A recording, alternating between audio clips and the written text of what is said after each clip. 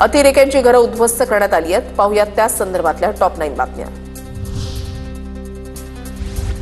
एजन्सीने जारी केली 14 कट्टर दहशतवाद्यांची यादी. एप्रिल 2025 पासून सक्रिय असलेल्या जम्मू काश्मीरमधल्या 14 स्थानिक दहशतवाद्यांची यादी जारी.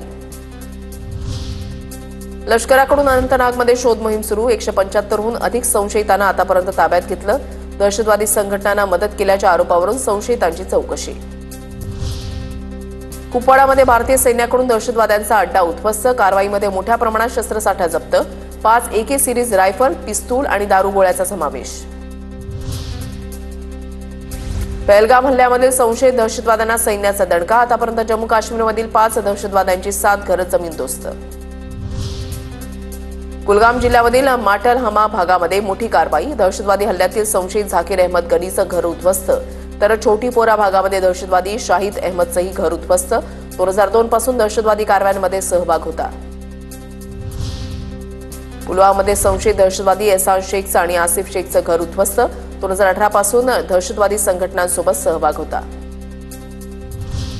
कुलगाममधील सक्रिय दहशतवादी जाहिद अहमदचं घर रात्री जमीनदोस्त. तसंच पहलगाम हल्ल्यामध्ये सहभागी असल्याचं समोर आल्यानंतर आसिफ अहमद शेख आणि आदिल ठोकर बिजबेहरा या 2 दहशतवाद्यांची घरही उद्ध्वस्त. TRF दहशतवादी संघटनेने घेतला भारतीय लष्कराचा धसका. पहलगाम हल्ल्यातून हात झटकले. पहलगाम हल्ल्यामध्ये सहभाग नाही. TRF कडून पत्रक जारी. अकाउंट हॅक झाल्याची पत्रकामध्ये माहिती. हल्ल्यानंतर लगेचच स्वीकारली होती जबाबदारी.